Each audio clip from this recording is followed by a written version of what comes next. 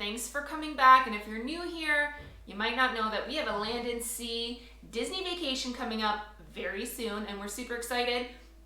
So I'm purchasing some Disney gear. The shirt, it says Snack Goals, and we all know that the Dole Whip is my favorite. I'm planning on eating one every single day. This shirt is from the Blushing Mimosa Company. I also ordered another one that I'll show you guys a little later, but it's awesome, very lightweight. These ears are from Golden Arrows in the rose gold bow. I love them. So if you're looking for Disney merch, I'm going to link down their Etsy shop down below. Now, let's get to the point. You want to know what you need to do before going to Disney World or before planning your Disney World vacation, and I'm here to give you some tips and tricks.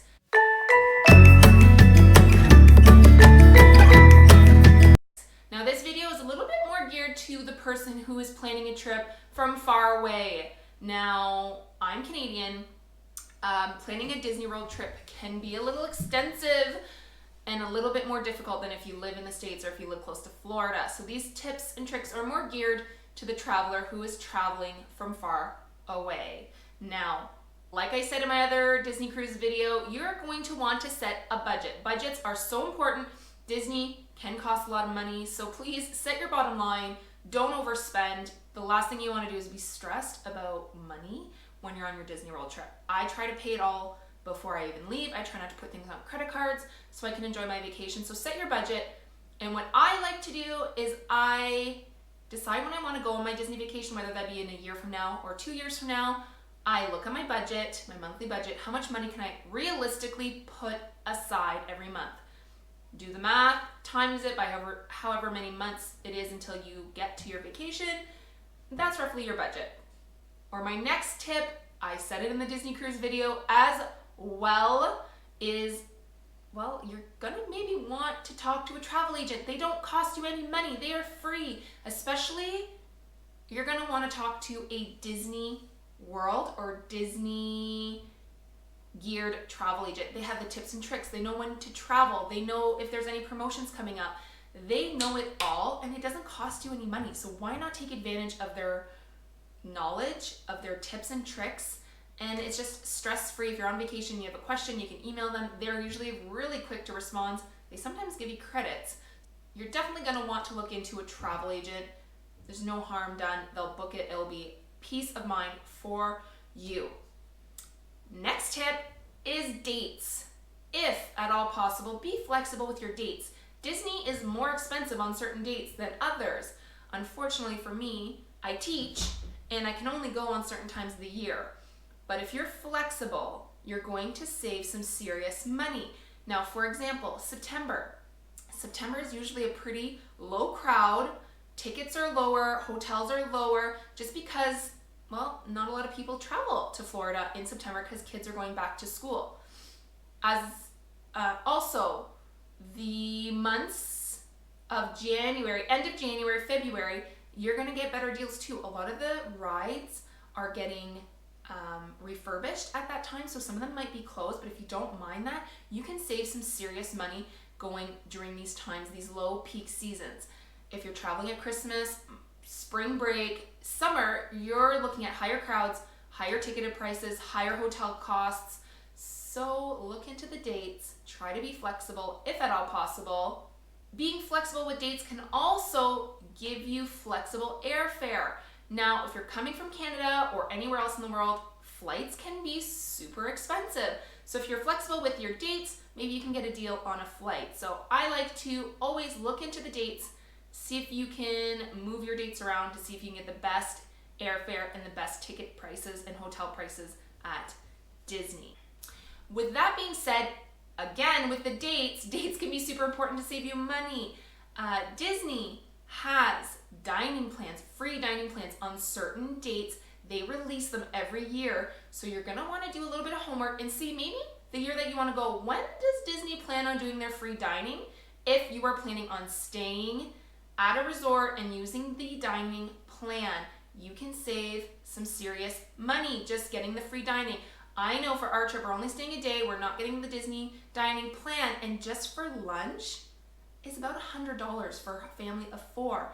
And if you're coming from a different country, the exchange rate could make a difference. Now, $100 for us Canadians is really like almost $150. So that's a lot of money. Looking at alternative hotel stays could save you some money. So do your homework again. Look at Airbnb. Look at the hotels in the area. Look at timeshares, people trying to rent out their vacation homes for the weekend. You might be able to save some money. However, clause, Disney transportation will travel you from the Disney resorts. And if you're staying off-site, you're going to have to consider alternative transportation, whether that be renting a car, taking Ubers and all that. So you know what? The prices may end up evening out. I like to stay at the Disney resort just because I like to have peace of mind. I know I'm going to get from point A to point B without hassle. Disney will take care of it. But if you're looking at saving some money, tips and tricks, look at Airbnb, look at vacation home rentals. You may find a good deal. Well, now that you've gotten the tips and tricks of planning your actual accommodations and transportation to Disney World, what else do you need to do before getting to the Disney parks? Well, I'm going to tell you. Now that I've given you the tips and tricks to looking into booking your Disney World vacation, now it comes down to the nitty-gritty things for your vacation. And I'm talking about fast passes, dining, and the little extras. Now, if you are staying at a Disney World resort, what you're gonna wanna do before your vacation is book any special dining. Now, restaurants like Be Your Guest restaurant, Cinderella's Castle, they're a little bit more on the popular side and they can book up extremely fast. So, with that being said, as soon as you have your dates set for your vacation, you can book up your special dining reservations up to 190, 180 days in advance. And yes, that seems like a lot, but I guarantee that if you want to eat at Be Your Guest, you're gonna want to do that as soon as possible. You're not gonna want to be the family that I saw in line where this mom was frantic, and I mean frantic. She used some choice words that shouldn't have been used at Disney World, because her little girl at her feet was crying because she wanted to eat at the castle and there just wasn't any reservations, and that was for lunch. So please, please, please make reservations for dinner 180, 190 days before your vacation. And I highly recommend Be Your Guest. I loved it. Cinderella's Castle, also loved it. Wonderful experience. Fast passes. Fast passes can be done quite early as well, up to 90 days if you are staying in a Disney resort. Now, what are fast passes? I can go all in depth about fast passes, but essentially they're little tickets, mobile online tickets that are on your Magic Band that let you get on the ride without waiting in line. You're allowed 3 per day, and after your 3 are used up, you can continuously keep making them. This is amazing.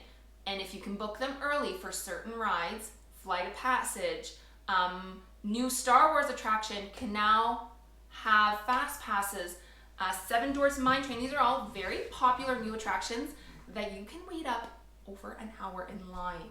So up to, I believe, it's 90 days prior to your stay, you can go on the website or the app and book your fast passes for those rides. There are certain tiers. You might only be able to do one tier and then the rest in another. But what I like to do, here's a trick, is try to get them as close to the morning time as possible. And why I say that is because you're going to want to use them up so you can book more. I got stuck, novice mistake. Last time I went, I booked them all throughout the day, but then I was stuck not being able to make new fast passes because my last fast pass wasn't until 6. And I had to wait until that 6 o'clock fast pass was used before making more. So I like to cram all my fast passes in the morning so then I can continuously make them throughout the day. You might not be able to get all the rides that you want, but keep refreshing that app. They pop up all the time. With that being said, to do all this, you're gonna wanna download the Disney World app. Yes, Disney World has an app. It is so convenient. It has everything in it. In the cruise video, where I talk about the Navigator app. It is very similar, but this is the Disney World app. You have your maps on there. You have your wait times for all the rides. You have locations of all the attractions and what time they start. You can book fast passes. You can book dinner reservations. You can see where all the food and snacks are. You can even see the menu and the prices of all these items. You have the parks open and closes. It keeps your schedule. If you've already made fast passes, if you've already made reservations, this app will tell you everything. So you're gonna wanna do that on your phone right away. It can even serve as your door key, I believe, as well as your Magic Band. Yeah, definitely download it. All the parks and resorts have Wi-Fi, so you're going to be able to use their Wi-Fi, access it. They also have a Play app. If you have little ones or mid-age children, there are trivia games that you can play within the park with this Play app too. So look into it. Little tip and trick to keep you busy if you're waiting in line. Now, if you're like me, maybe you don't want to be like me, but I'm an over planner, and that means I like to plan kind of where I'm going to eat, where we're going to be at the park. It just keeps us organized. It makes sure that I get to do everything that I want to do. So I kind of do a rough outline of the things that are must-dos and things that I would like to see. And then I try to achieve those with having a rough idea. And I say rough idea because when you're there, things change, you want to do other things, you're tired, you want to go back to the resort. Be flexible. I might have overdid it with my children. So another trick is be flexible within your vacation. I know it's so hard not to just run for all the attractions, do everything you want to do, but I think I might have traumatized my children. I made them run around everywhere. I wanted to do everything. I was super excited. And they now don't have the best mental picture of Disney, which is sad for me because I'm so Disney obsessed. So number one tip is just be relaxed, be flexible, let things go. If they don't work out, don't be upset. It's Disney World. You're gonna have a good time regardless. Last tip and trick before I leave is check the Disney calendar. Parks open and close at different hours every day. There are magic hours if you stay on Disney Resort, which means you can get to the park an hour earlier, stay an hour later. They change almost daily, so definitely check. You don't want to be there for rope drop at 9 a.m. and then you find out that the rope actually dropped at 8 a.m. And then you're kind of an hour behind everybody if you're really looking to get on some rides right away with low wait lines. So that is my last tip, is to double check the times, be prepared, put a smile on your face, put your Mickey ears on, and have a good time regardless of what you're doing. I'm sure it will be fabulous. I am counting down the days until I get there. Mike has no idea what he's in for because I don't think he really realizes how much I love Disney. That is pretty much what you're going to want to do before you go to Disney World. If I've missed anything and you're a Disney expert, please comment down below or send us a message on Instagram. I'd like to do another video if there's stuff that I've missed. If you're not part of the crew and you like this Disney content, please hit that subscribe button, hit that notification bell, because we are leaving in approximately 30 days. So you can expect tons more of Disney content as well as our regular stuff. Don't miss out, and we'll see you soon, maybe for Magic Kingdom.